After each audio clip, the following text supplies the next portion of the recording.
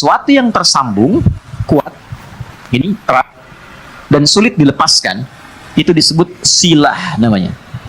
Apa namanya? Silatun. Silah. Dari kata wasala, nyambung, erat. Pernah dengar ini? Silaturahim? Ya. Ketersambungan rasa kasih yang dalam, sehingga walaupun terpisahkan tempat dan keadaan, ia masih bisa merasakan itu dengan memberikan satu rasa yang dalam. Jadi kalau Anda bertemu dengan kawan-kawan, reunian, kan? Ketemu, saling tatap, ngobrol, itu belum silaturahim secara makna, belum. Karena orangnya ada di hadapan kita, kita sapa.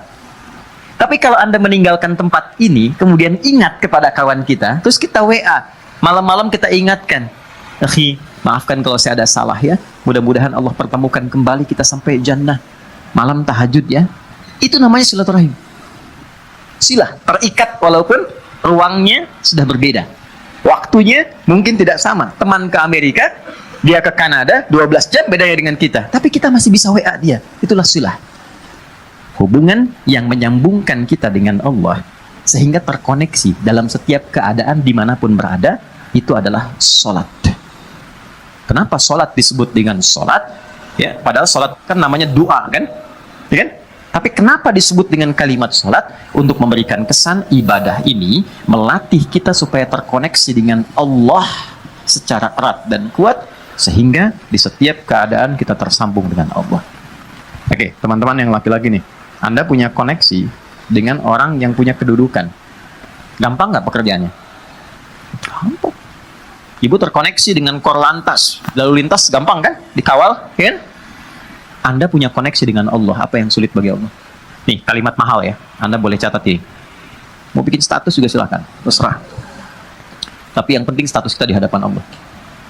Ada satu kalimat yang sangat mahal, yang kalau kita punya ini, tentram kehidupan dunia. Kalimatnya singkat, cuma 3 kata. Aku punya Allah. Aku punya Allah. Ini kalimat yang mahal, yang jarang dimiliki sampai hari ini.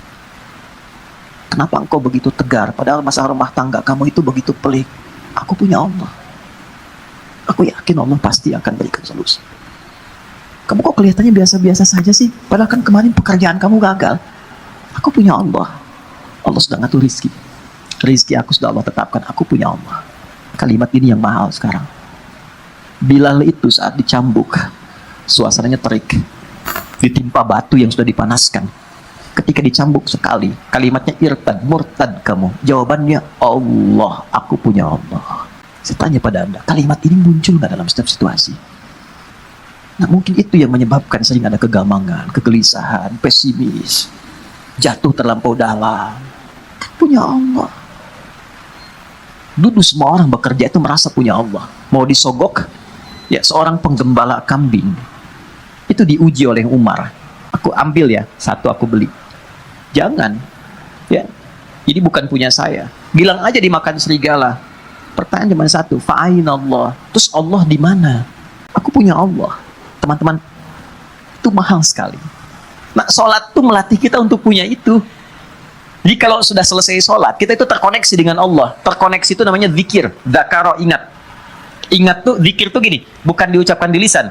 Zikir itu diucapkan di lisan, tembus ke hati, lalu memberikan petunjuk kepada semua bagian tubuh kita. Itu zikir namanya.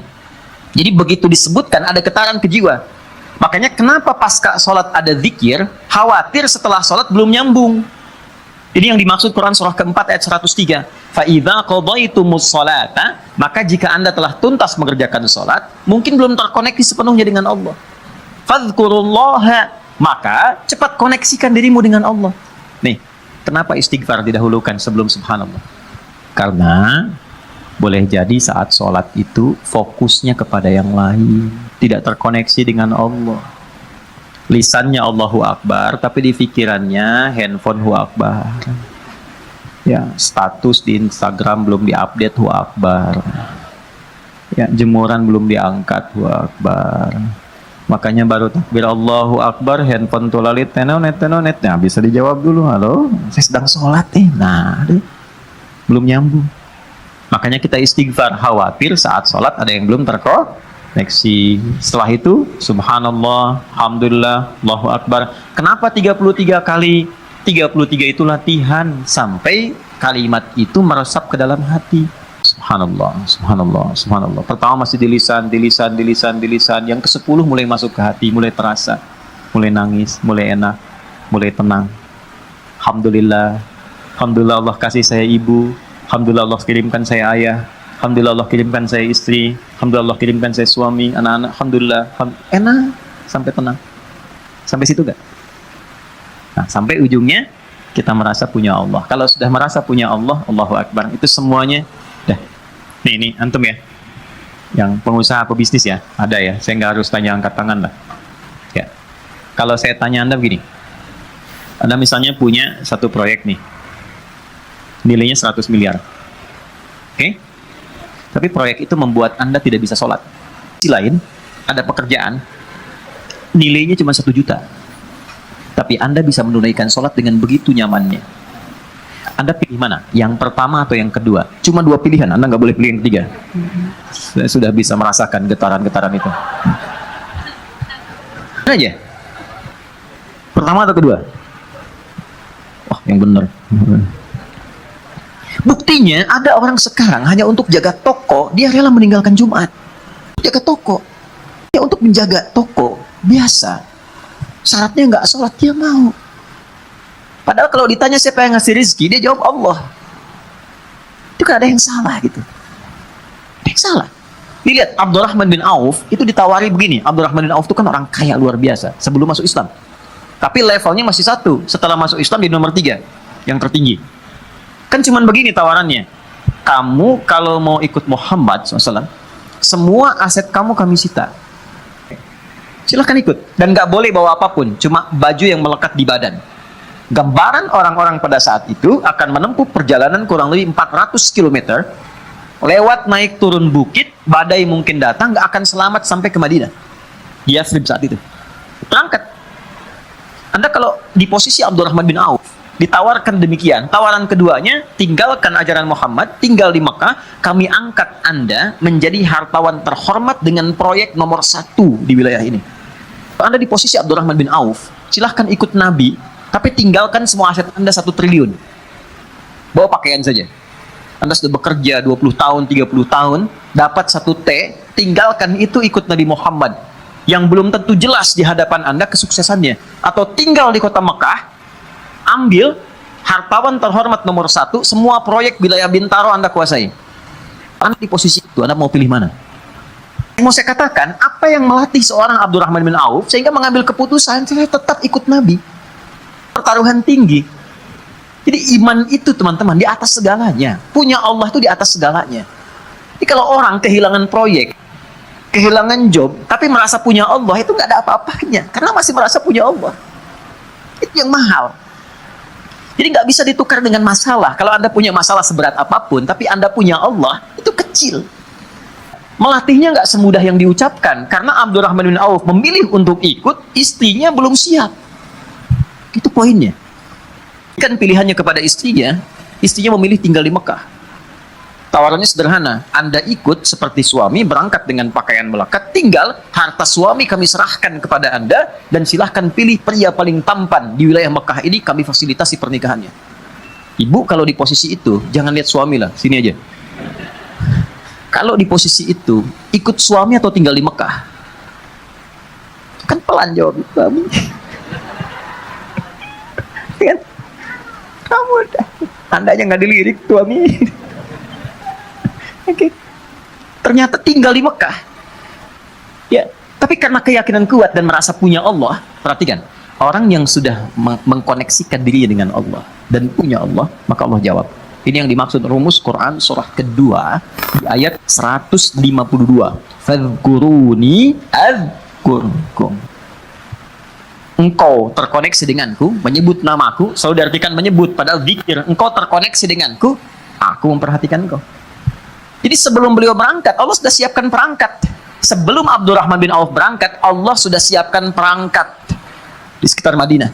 Yang menyambutnya itu harus orang paling kaya di Madinah. Itulah hebatnya orang Madinah. Yang haus disambut oleh orang bawa minuman. Yang lapar disambut oleh orang bawa makanan. Orang yang menolong seseorang sesuai sifatnya disebut dengan ansor namanya. Oke? Jadi ada orang datang ke rumah ke RKM, Mas Dimas lapar nih, disambutnya oleh santai yang bawa makanan. Ya. Ada orang yang wajahnya kelihatan tuh murung, punya utang. Dan disambutnya oleh orang yang dari lazis, gitu kan? Nah, itu ansor namanya. Maka disambutnya oleh orang yang paling kaya dan digerakkan hati untuk mengatakan kalimat ini. Akhil karim, sami'tu annaka kunta ghaniya atau kama qala. Saudaraku yang mulia, aku dengar engkau pernah kaya. Lihat secara psikologi ya. Lalu jatuh fakir. Dia menyimpulkan begini, kalau pernah kaya dan kemudian turun statusnya, berarti kan ada pengaruh gaya dalam hidupnya. Berubah. Saya sering kutip rumus gaya itu F1 sama dengan F2. Ya, gaya gerak sama dengan gaya dorong, kan?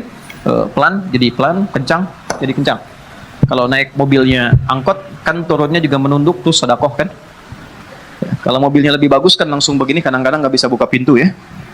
Ya kan? Nah, F1 sama dengan F2. Tapi kan ada hukum Pascal di dalamnya. F berbanding lurus dengan P. Gaya berbanding lurus dengan tekanan.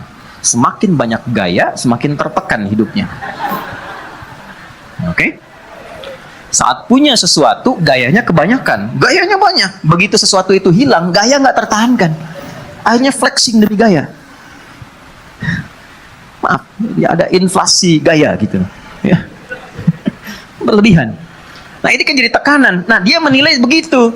Dia nggak tahu kalau Abdurrahman bin Auf ini sudah dididik ya oleh Nabi, punya Allah. Ditawarkannya begini, saya dengar Anda pernah kaya. Kalau ingin kaya lagi, ambil setengah harta saya. Coba. Kalau Anda ingin, saya dengar Anda ditinggalkan keluarga dan istri. Kalau ingin menikah lagi, pilih perempuan paling cantik di Yathrib ini. Sekalipun bagian dari keluargaku, aku fasilitas pernikahannya. Gantian ya Bu. Kalau Anda di posisi itu dan tidak harus lihat ke sana, apa yang Anda pilih? Diterima atau tidak ditolak sama sekali? Saya sudah tahu wajahnya, ini percuma saya tawari. Berat ya? Ya. Ya kan? Ketemu orang paling kaya itu kebunnya paling banyak, ya, macam-macam, untanya paling banyak, ya mungkin kurang lebih 5 T lah asetnya, bagi 2,5 T. Tawaran pertama, di kesempatan pertama, ditawarkan 2, dijawab 2. Au kama qala jazakallahu khaira, arini ainal aswaq.